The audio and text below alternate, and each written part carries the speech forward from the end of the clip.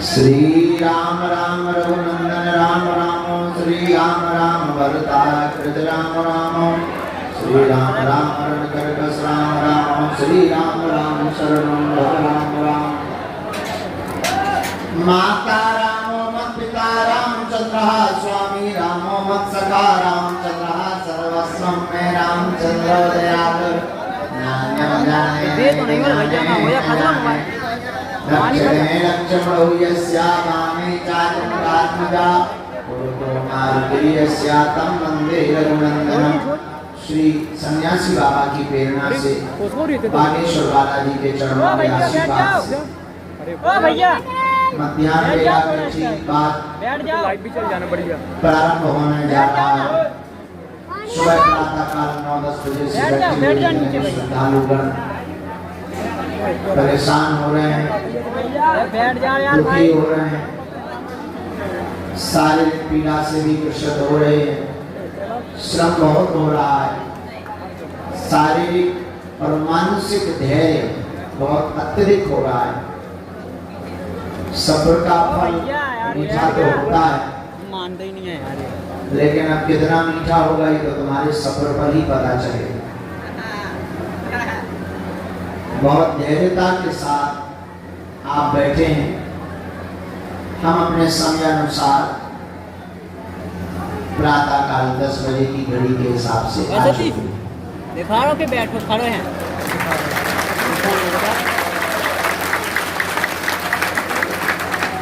क्योंकि हम समय के पक्के हैं, घड़ी लेट हो सकती है, हम कभी लेट हो रहे नहीं आ सकते। इसी कारण कभी हमने अपने हाथ में घड़ी नहीं पहनी, क्योंकि कभी ये हमारे हिसाब से चलती ही नहीं है। जो हमारे हिसाब से चले ना उसको पहनना ही क्या है। 10 साढ़े 10 बज चुके हैं हमारी घड़ी की। तो बात अलग है कि हो सकता हमारी विदेशी घड़ी है, हमारी घड़ी के जरूर 1-1:30 बज गए होंगे, 2 बज गए और ज्यादा खराब है तुम्हारी घड़ी। हमारी घड़ी से सीखो जरा, मिला लो जरा, 10:30 बजे हम अपने समय के हिसाब से आ रहे हैं। कल बड़ी देर तक भभूति का वितरण चला, इसके बाद में एक कार्यक्रम में हमको जाना पड़ा। कार्यक्रम क्या, श्राद्ध खाने गए थे। परिवार में निमंत्रण था, निमंत्रण करने गए। रात को 12-1 बजे ठंडी नहीं आई, 4 बजे तक बैठे रहे। सुबह फिर जो है ब्रह्मा जी बोले अब सो जाओ।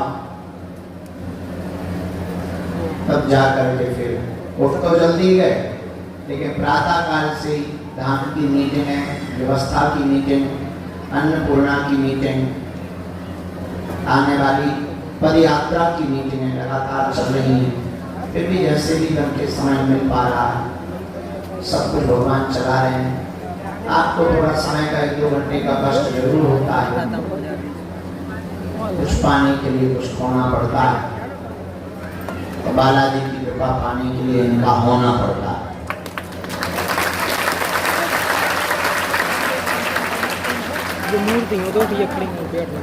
वैसे भी तुम दे ही क्या है, समय ही तो दे रहे बालाजी, वो भी बड़ी धैर्यता से ना दे पाओ तो क्या हलवा दोगे।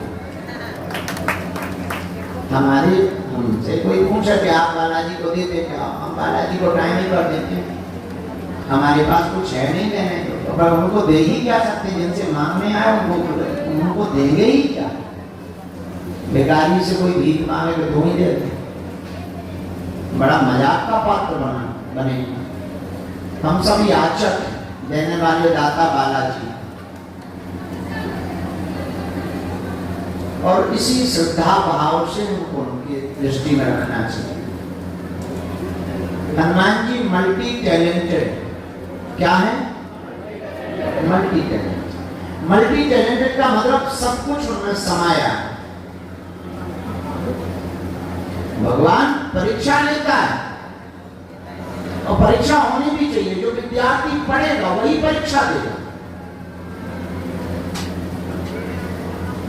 और बुरा भी मत मानिए कि तुम धाम पर आए हो तो सबकी अलग अलग दृष्टि है। कोई चमत्कार पर देखने आया, कोई तमाशा पर देखने चला आया, कोई कृपा पर पाने आया, कोई केवल दर्शन करने आया, कोई केवल रास्ता पर लेने आया है, कोई केवल प्रश्न का उत्तर पाने आया है। बहुत लोग बैठे हो, सब अपने अपने मनोभाव से आए, पर सच ये है जो जैसी दृष्टि से आया है उसे वही मिल रहा।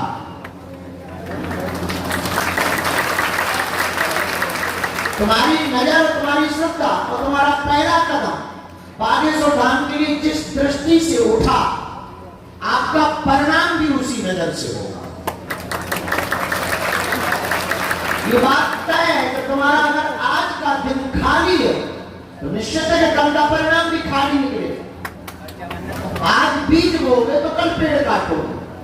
आज तुम बिजनेस शुरू करोगे, धंधा शुरू करोगे तो कल नफा या नुकसान कल पाओगे। उसी प्रकार अगर तुम्हारा पहला कदम बहुत भरोसे के साथ रखा, पहला कदम बहुत श्रद्धा के साथ रखा, पहला कदम अगर तुम्हारा बहुत दृढ़ता के साथ रखा, पहला कदम अगर तुम्हारा बहुत अटूट निष्ठा के साथ रखा, तो परिणाम भी बहुत श्रद्धा के साथ निकलेगा। और आप अगर पहला कदम ही तमाशा देखने आए तो तुम्हें तमाशे और धक्के के अलावा यहाँ मिलेगा भी कुछ नहीं। धक्के ही मिलेंगे, यहाँ से वहां जाओ, वहां से यहाँ जाओ। बाहर खड़े हो तो भीतर घुस जाओ, भीतर घुस के तो आगे आ जाओ। जो आगे आते हैं वे मंच पे चढ़ना चाहते हैं, जो मंच पे चढ़ जाते हैं वो गद्दी पे चढ़ना चाहते हैं, जो गद्दी पे जिन्हें बैठने मिल जाए वो खबरिया पे चढ़ना चाहते हैं। बने रहो तमाशे, कभी दरबार हॉल जाओ, कभी राम मंदिर जाओ, कभी प्रांगण में जाओ, कभी यहाँ बैठो, कभी पुराने वाले दरबार हॉल में जाओ। तो आपका पहला कदम जिस भरोसे के साथ उठेगा, आपका परिणाम भी उसी भरोसे के साथ निकलेगा।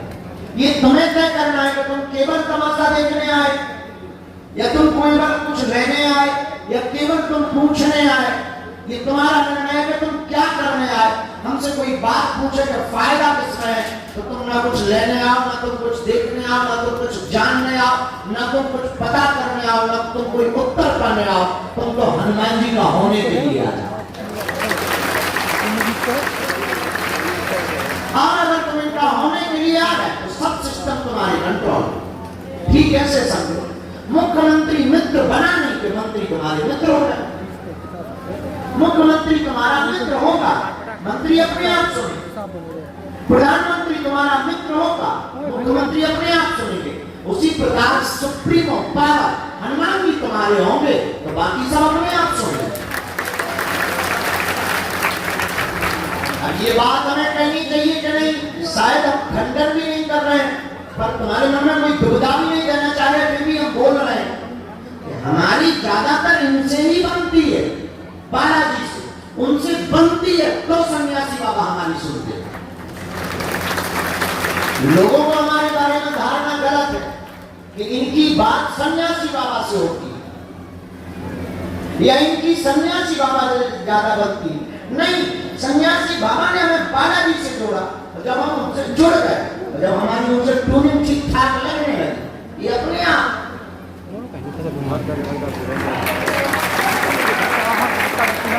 सुप्रीम पावर आपके पास होगा, सुप्रीम कोर्ट आपके पास होगा, निचली अदालत आपका बार-बार का नहीं कर। तुम क्या पाने आए, तुम्हारी हनुमान जी जाने, बजरंगबली जाने, पर मजे की बात हम तुमको बता सकते हैं। वो ये फायदे की बात है, तुम उनके होने को आओ, कुछ जानने को आओ, कुछ पाने को आओ, दुनिया के रहस्य को समझने को आओ। आखिर ये विपत्तियां हैं क्यों, इसका पता करने आओ। आखिर शक्ति का अर्थ क्या है, ये तुम्हें किसी आदमी से मिलेगा। तुम इस भरोसे में रहो कि कोई ऐसा गुरु मिले, ये सिर्फ अपनी टॉर्च बेचने जैसा बिजनेस है। ये तुम्हें किसी आदमी से प्राप्त नहीं होगा, ये तुम्हें अपनी अंतरात्मा से प्राप्त होगा। तुम्हें अपनी अंतरात्मा से उत्तर प्राप्त होगा। इसके लिए तुमको कुछ जानने की जरूरत नहीं है, तुम्हें सिर्फ हनुमान जी का होने की जरूरत है। और हनुमान जी के हुए ये सब घटनाएं अपने आप घटित हो। ओ भाई साहब, जैसे गर्भ में जब बच्चा रहता है तो उसे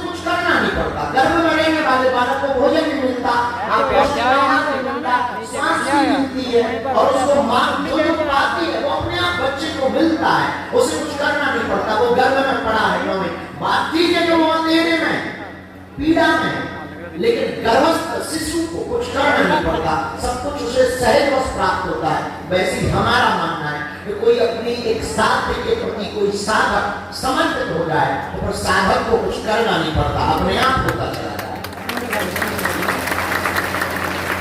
अपने आप चीजें प्रकट होती जाती है। बात भी करता है, लोगों को लगता होगा कि हम कोई शक्तियों से चर्चा करते होंगे या कोई प्लानिंग करते, हमारी कोई प्लानिंग नहीं, हमारी 3 घंटे बाद की प्लानिंग नहीं है कि हम करेंगे क्या, हमारी 1 घंटे बाद की प्लानिंग। अभी बैठे दरबार में मूड खिसक जाए, पता लगे सोना मूड है, हमें पता ही नहीं हम किस अपने मस्ती में बैठे हैं, वो तरंगे चल रही हैं और जैसी तरंग में कहा बैठे। कल एक माता जी दरबार में बैठे तो वो रोने लगे, उनका रोना बंद करो, बात करो, और रोने लगे, एक काम करो तो तब तक आंसू पहुंचो हम भैया। 2.5 घंटे तक रोती रही, हम 2.5 घंटे तक मूड हम बैठे हैं, हमारी कोई प्लानिंग नहीं, हम तो बस न्यूट्रल है, सरेंडर है, शरणागत। उनका काम है उन्हें क्या हमसे करवाना। अभी बीच में हमारे साथ एक घटना घटी, बहुत दिलचस्प घटना थी। कोई बहुत प्रतिष्ठित पद पर विराजमान है और बोलने की कोई आवश्यकता नहीं, जैसे महिमा मंडल की कोई आवश्यकता नहीं, उनको कोई वार्तालाप थी, देश से संबंधित कोई चर्चा थी। उन्होंने कहा कि उनके लोगों ने याचना की कि आपको घर चलना चाहिए, देश के बहुत प्रतिष्ठित आदमी थे और सरकार के पक्ष में बहुत बड़े पद पर थे। उन्होंने कहा कोई वार्तालाप करनी तो आपको चलना चाहिए। हमने विदेश से इसका विचार करके दिल्ली में ही थे, हम चले और उन्होंने कहा कि आप टाइम दीजिए, उनका लिख लो 4 बजे।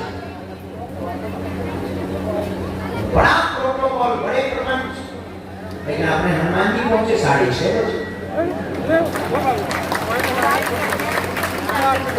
6 बजे फोन लगवाया, तुम्हारे तो 4 बज गए, अब तुम्हें अगर जरूरत हो तो अनकमिंग, हमारे तो अभी बजे। किसी अधिकारी ने आके हमें समझाया कि आप क्या मजाक कर रहे हो, आपको पता भी है कि आपके संदेशा कहाँ पहुंचाना है, तो देखो ना मुड़ गया। हमारी घड़ी ने कहा कि अब चलो, अब चल रहे, हमारे जब हनुमान जी बोलेंगे तब जाएंगे, तुम्हारे हिसाब से थोड़ी जाए। तुम्हें लगता है कि आना चाहिए तो आ जाते हैं, वरना सम्मान बरकरार है, आप पर तो हनुमान जी की बनी रहे। कभी तुम्हें टहलते हुए टाइम मिले तो हमारी कोठी में चले। इसका मतलब हम अपमानित नहीं करना चाह रहे, हम आपको बताना चाह रहे हमारी अपनी निजी कोई प्लानिंग नहीं, हम सरेंडर हैं, वो जैसा हमें चला देंगे हम चल देंगे। हम वही तुमसे कहना चाहते हैं, जब साधक सरेंडर हो जाता है हमें लगता है उसकी फिर बिना प्लानिंग के चीजें अपने आप प्रकट होती। प्लानिंग से बिजनेस किया जाता है, प्लानिंग से कंस्ट्रक्शन का, ये महलों का, बिल्डिंगों का काम किया जा सकता है। प्लानिंग से तो डेवलपमेंट एरिया प्लानिंग होता है, एक एरिया को डेवलप करना हो तो प्लानिंग करना चाहिए, मास्टर प्लान होना चाहिए, डिटेल प्लान होना चाहिए, बिल्डिंग प्लान होना चाहिए। और साधक की जिंदगी में कोई प्लानिंग नहीं होती। कोई शरणागत है तो सेवक की जिंदगी में क्या प्लान है, वो तो गुरु की प्लानिंग से चलता है। हम तो अपने गुरु की प्लानिंग से चलते हैं, हमारे गुरु ने हमें प्रेरणा दी कि ये कर, हमने कर दिया। अब तुम्हें भला लगे या बुरा, हमारे गुरु ने कहा कि तुम 3 साल से नवरात्रि नहीं कर रहा है, इस बार तो कथा की कहा केरल की कथा कैंसर, नवरात्रि में धाम कर रहेंगे, 9 दिन रहेंगे, मौन व्रत करेंगे। आज सुबह बैठे हमारे गुरु ने कहा, सुबह वार्तालाप हो रही थी, बड़े मजे की बात हो रही थी, और कभी कभी गुरु चेले बहुत हंसते थे। आज सुबह बैठे थे, बात हो रही थी मन ही मन, गुरु चेले से बात तो कभी नहीं कि सामने बैठते, मन में होती है, मन ही मन में बात हो रही थी। बोले और चेले हमके मजे में, तो पद यात्रा की क्या तैयारी, बढ़िया ऐसी बात हो रही थी, मूड बना उनका, मूड गुरु का, तो गुरु का बोले चेले एक काम करो, अब 1-1.5 महीना तुम हमें दो।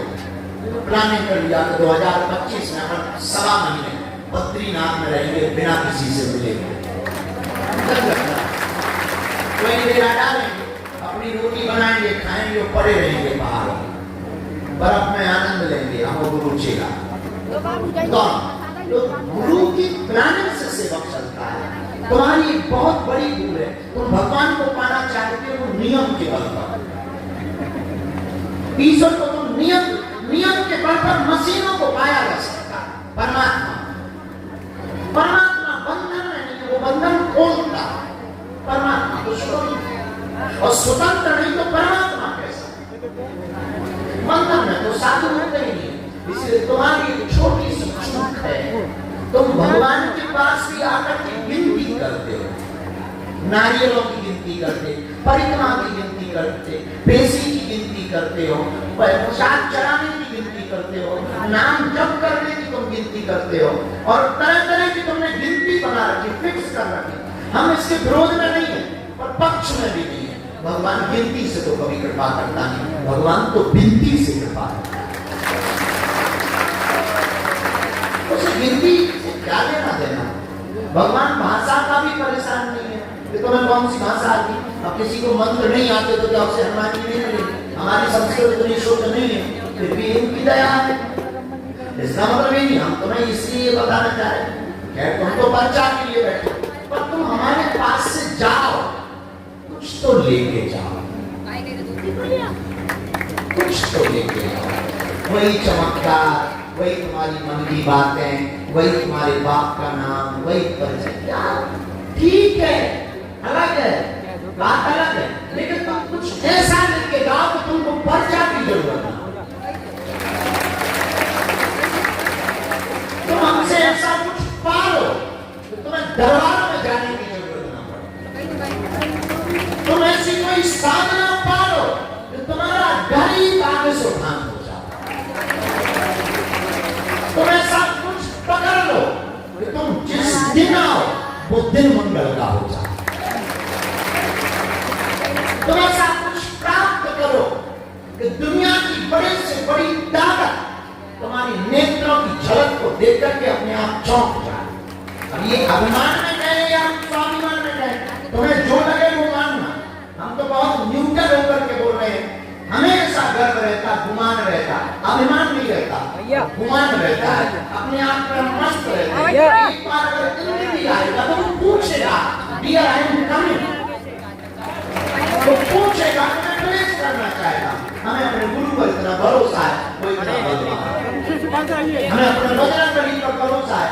बहुत बार ये बात हमने कभी टीवी चैनल पर बोली नहीं, पर आपको बताना इसलिए चाह रहे हैं, हम चाह रहे हैं कि आपके अंदर हनुमान जी की भक्ति का बीजा रोपण हो जाए। बहुत बार ऐसा हुआ, हमारे साथ तो हो जाता है। बहुत पागल पागल आदमी है, हंसी ठिठोली वाले आदमी है, ऐसे मनमौजी आदमी है। कई बार दरबार में भूलें हो जाती हैं, बोलने में हो जाती हैं, बात करने में बहुत सुधर गए, बल्कि पहले बहुत होती थी, भूलें हो जाती थी, बचपना हंसी ठिठोली में फंस गए। कई बार कुछ का कुछ लिख गया, कई बार ऐसा तक हुआ कि कुछ लिख भी नहीं पाया। पर हनुमान जी की ऐसी दया, कहीं भी फंसे तो हमारे गुरुजी ने खुद आकर के उसमें हमें लगता है कि अगर आप शरण कर रहे हैं तो ना होने वाली बात हो सकती है। और उसका उदाहरण तो दुनिया में किसी का प्राप्त करने की जरूरत नहीं। हमारे जैसा आदमी एक प्रत्यक्ष उदाहरण है। हमने अपनी जिंदगी में कुछ नहीं किया, केवल गुरु को प्रणाम किया, उन्होंने जो आज्ञा की वो माना, बस। इसके अलावा जब दादाजी हमारे साथ शरीर में थे उनकी सेवा की, हनुमान जी ने जो भी चुड़ैल चटनी होगी, बस हम भी तुम्हारी तरह यहाँ दरबार में अर्जी लगाने ही आए। ये बात पते की, जैसे तुम बैठे हम भी बैठे, तुमको कुछ कुछ चाहिए, हमको बहुत कुछ चाहिए, पर पता क्या गुरु की दृष्टि क्या होती है। उन्होंने कहा ठीक है, आए थे अर्जी लगाने, चरण पकड़ लिए, अर्जी लगवाने वाले बन गए। तुम भी ऐसा कुछ पा सकते हो, तुम भी ऐसी कुछ अप्पदीपो भवा। कल भी हमने कहा था, आज फिर कहते हैं अप्पदीपो भवा। अपना दिया तुम खुद बनाओ, दूसरे के उजाले में कब तक जियोगे? दूसरों के प्रकाश में तुम कब तक देखकर चलोगे? अंधेरा तो लगा रहना है, अंधेरा तो शाश्वत है। संसार का नाम ही दुखालय है, तो तुम संसार में दुखी तो रहोगे, पर एक काम करो, अपना दिया खुद बनो, अपने साधन को खुद बनो, ताकि तुम ही अपने प्रश्न के उत्तर स्वयं पा पाओ। अब प्रदीपों का मतलब ये भी नहीं कि तुम घर से ही दरबार ठोकने लगो और तुम लाइक लेकर के पर्चा बैठ जाओ। गुरु जी ने कहा अपना दिया खुद बनो, मतलब अपना दरबार खुद लगाओ। इसका अर्थ ये मत निकालो, इसका अर्थ ये है अपने प्रश्नों के उत्तर आप खुद जानो और जानने की भी जरूरत ना पड़े। जब बहुत प्रेम हो जाता है ना तो बोलने की जरूरत नहीं पड़ती, आंखें बात करती। शुरू में जब प्रेम कम जोड़ो तो ज्यादा बोलना पड़ता है, अरे तुम बहुत अच्छे हो, चांद सा चेहरा है, बाल तो उसके जैसे, नागिन जैसे, आंखें तो हिरनी जैसी। जब प्रेम नया नया होता है तो महिमा मंडन किया जाता है। जब प्रेम प्रचार हो जाता है ठीक है, और जब प्रेम नया नया होता है तो मेकअप में दोनों आते हैं एक दूसरे को खींचने के लिए, अट्रैक्शन करने के लिए। और प्रेम गहरा हुआ, बाहर में गया मेकअप, हम जैसे मुंह धो के बैठे थे चल। प्रेम नया जब होता है तब फिर आकर्षण के लिए बातें की जाती, तो सौंदर्य श्रृंगार किया जाता है। और जहाँ प्रेम प्रगाढ़ हुआ तो श्रृंगार का अर्थ शून्य हो जाता है। फिर तो जिससे प्रेम होता है उसकी तो वाणी ही काम करती है। तो तुम्हें तब तक परेशानी होगी जब तक तुम अपने लगन में इसकी चरण में जुड़े नहीं। और जहां तुम जुड़ गए तो कोई मंत्र की जरूरत नहीं, कुछ जानने की जरूरत नहीं, तुमने तो प्रार्थना की नहीं तो काम हुआ, याचना की नहीं होता। अब वरना प्रेम का मतलब क्या? और एक बात हम तुम्हें पते की बता दें तो कब तक भटकोगे, कब तक तुम अर्जियां लगवाओगे, कब तक तुम माथा रगड़ोगे, कितने तुम गुरु बदलोगे, कितने तुम दरबारों में जाओगे, कितनी जगह तुम अपना शोषण करवाओगे, तुम्हारे हाथ कुछ नहीं लगना है। इसलिए मजे की बात यह है तुम शाश्वत सत्य अपनी को भाव, तुम अपने आप का एक दीपक बन जाओ, तुम स्वयं साधक बन जाओ, उठ जाओ, जग जाओ। जब तक तुम उनको पाना लो उनकी कृपा को, तब तक तुम पीछे मत हो। परिणाम अलग निकलेगा, पर तुमको बहुत ज्यादा भटकने की आवश्यकता नहीं। तुम जिस दिन आओ वो दिन मंगल का हो, उस दिन आनंद, हर घड़ी आनंद, हर पल आनंद, आनंद लबालब भरा। बादल छटे नहीं तो सूर्य निकलता, बादल छटते ही सूर्य निकलता। उसी प्रकार तुम्हारी जिंदगी में एक पर्दा हटाने, तुम हनुमान जी के भय, और तुम हनुमान जी के भय, तुम्हें दुनिया में भटकने की जरूरत नहीं। ये बात इसलिए है कि तुम भटकोगे कब तक? मान भी लो कि तुम्हारा शरीर पूरा हो जाए तो तुम्हारे बच्चे भटकेंगे, तुम्हारा परिवार भटकेगा। इसलिए एक सदा सदा के लिए शाश्वत कुंजी को पकड़ो, उसका नाम है हनुमान जी की साधना, हनुमान जी के चरण। तुम स्वयं हनुमान जी के बनो और होने के बाद पर तुम्हें कोई प्रार्थना की आवश्यकता नहीं, हो गया बस मान ध्यान किया हो गया था। हमारे यहाँ से बहुत नजदीक से जुड़े हुए शिष्य हैं, कभी पर्चा नहीं बनवाया पर कभी काम भी नहीं होगा, कभी पर्चा नहीं बनवाया पर काम भी नहीं होगा, कभी वो नियमित पेशी में भी नहीं आए पर काम भी नहीं होगा। तो तुम्हें निर्णय करना है अपने हिसाब से, तुम्हें भटकना है या अटकना है, तुम्हें परिचय चाहिए या हनुमान जी की चर्चा चाहिए, तुमको चमत्कार चाहिए या बालाजी का नमस्कार चाहिए, ये तुम्हें निर्णय करना। क्योंकि हम तो बैठे हैं बना, हमें तो जब तक बना नहीं देना है तो बुरा मत मानिएगा, बन जाना सरल है, उनका बन जाना बहुत कठिन है। बन जाना सरल है, जंगल में जाना सरल है, बन जाना सरल है, पर प्रभु का बन जाना कठिन है। अगर तुम उनके बन गए तो तुम बन गए। राम जी के जीवन काल से निकाले अगर वो ब्रह्म है, ईश्वर है, पूर्ण परब्रह्म है, पर जब तक राम जी बन नहीं गए तब तक वो भी बन नहीं गए। राम बन गए, वो भी ब्रह्म बन गए, वो भी मर्यादा पुरुषोत्तम बन गए। इसलिए आप बहुत देर से बैठे हो, दरबार के लिए बैठे हो, चमत्कार देखने ही बैठे हो, हमें कोई मतलब है, हम ये जानते कि तुम्हें घंटा बाद चिल्लाने वाले हो कि पर्चा कब बनेगा, ये तो हमें पूर्ण पता है। फिर भी हमारा अपना दायित्व है, गुरु का दायित्व है बताना। हम समझा ही सकते हैं, आपको बता ही सकते हैं, जगा ही सकते हैं। हनुमान जी आपकी रक्षा करें।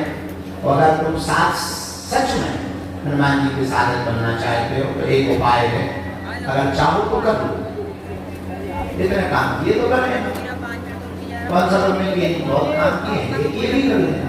सुबह 4 बजे से 6 बजे के बीच में कमरे को बंद करके एक दीपक जलाकर लाल आसन पर बैठकर लंबी गहरी सांस लेकर के एक 3 बीज मंत्र हैं, इनको आपको 108 बार रोज बोलना है। प्रातः काल मंत्र हम आपको बता देते हैं, ध्यान मुद्रा में या हाथ जोड़ करके आप बैठ जाएं।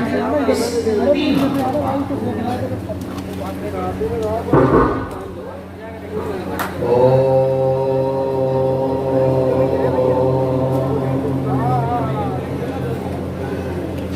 बागेश्वराय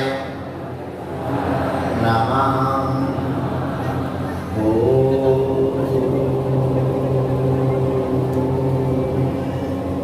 हम हनुमते नमः।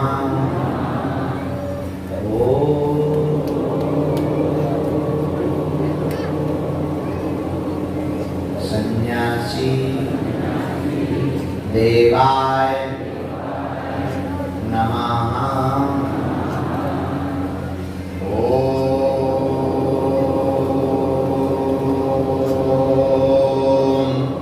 बागेश्वराय नमः।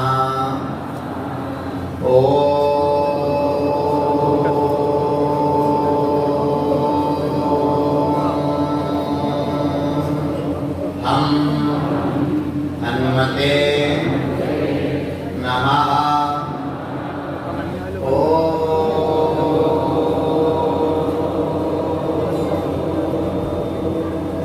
सन्यासी देवाय नमः। मणिमन बालाजी को प्रणाम करो, सन्यासी बाबा को प्रणाम। इन 3 बीज मंत्रों को प्रातःकाल 108 बार बोलकर जो भी साधक महीने में एक बार, 2 महीने में एक बार बागेश्वर धाम की पेशी करेगा, बिना पर्चा बनेगी, उसकी अर्जी भी स्वीकार हो जाएगी और सन्यासी बाबा की कृपा भी हो जाएगी।